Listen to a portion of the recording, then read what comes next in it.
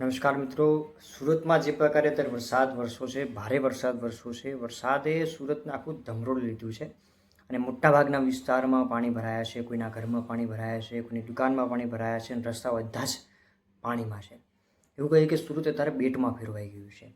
પ્રશ્ન એ થાય છે કે આટલી સ્માર્ટ સિટીમાં પાણીની ડ્રેનેજ સિસ્ટમની વ્યવસ્થા આટલી બેકવર્ડ કેમ? શા માટે પાણી નીકળી શકે એની વ્યવસ્થા પહેલાં ન કરાઈ? જે પ્રી મોન્સૂનની કામગીરી કરવાની હોય છે એ કરવામાં તંત્ર ક્યાંક નિષ્ફળ નીવડ્યું એવું લાગતું નથી. માત્ર એક જ દિવસના વરસાદની અંદર, કાલે જે વરસાદ થયો એ વરસાદની અંદર જો સુરત સિટીની હાલત આ રીતની થતી હોય તો હજી તો ચોમાસાની શરૂઆત થઈ છે, હજી તો આખું ચોમાસું કાઢવાનું છે, તો પછી સુરતની હાલત કેવી થશે? વાત માત્ર સુરતની નથી, અમદાવાદ સિટીમાં પણ આવું જ થાય છે. જ્યારે ભરપૂર વરસાદ વરસે છે ત્યારે દરેક રસ્તાઓ, મોટાભાગના રસ્તાઓ પાણીમાં ગરકાવ હોય છે. આ રસ્તાઓમાં બાઇક ચલાવવું મુશ્કેલ પડી જાય છે, ગાડીઓ પણ પાણીમાં ગરકાવ હોય છે. માત્ર તમે સાયકલ લઈને ચાલી શકો અથવા ચાલતા ચાલી શકો, બાકી કોઈ પણ પ્રકારનું વાહન લઈ તમે રસ્તા પર ચાલી શકો નહીં એવી સ્થિતિ નિર્માણ થાય છે. સુરતમાં અત્યારે એ જ થયું છે. કોઈની હોટલમાં પાણી ઘૂસી ગયા છે, કોઈની સોસાયટીમાં પાણી ઘૂસી ગયા છે, કોઈના ઘરમાં પાણી ઘૂસી ગયા છે. દરેક મોટાભાગના વિસ્તારમાં પાણી છે. પાણી ઓસરી નથી રહ્યું. કેમ? કેમ કે ડ્રેનેજની વ્યવસ્થા પૂરતી કરાઈ નથી. વ્યવસ્થા કોને કરવાની હોય? લોકોને કરવાની હોય? ના, તંત્રએ કરવાની હોય. કારણ શું? તંત્ર કેમ કરે? કારણ કે લોકો તંત્રને એ કામ કરવા માટે ટેક્સ પે કરે છે, ટેક્સના પૈસા આપે છે.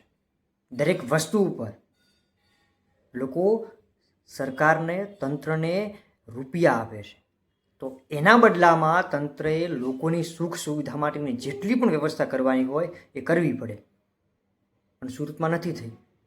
તમે જુઓ છો પાણીમાં આ સુરતની હાલત અત્યારે કેવી છે, દ્રશ્યોમાં તમે જોઈ શકો છો સુરતની હાલત અત્યારે કેવી થઈ છે. હજુ વહેલું છે, હજુ જાગી જવાની જરૂર છે. આ ચોમાસું શરૂ થયું છે, હજી પણ કામ થઈ શકે. કામ ના થઈ શકે એવું તો છે જ નહીં, પણ તંત્રને કામ કરવા માટે જાગવું પડે તો કામ થાય.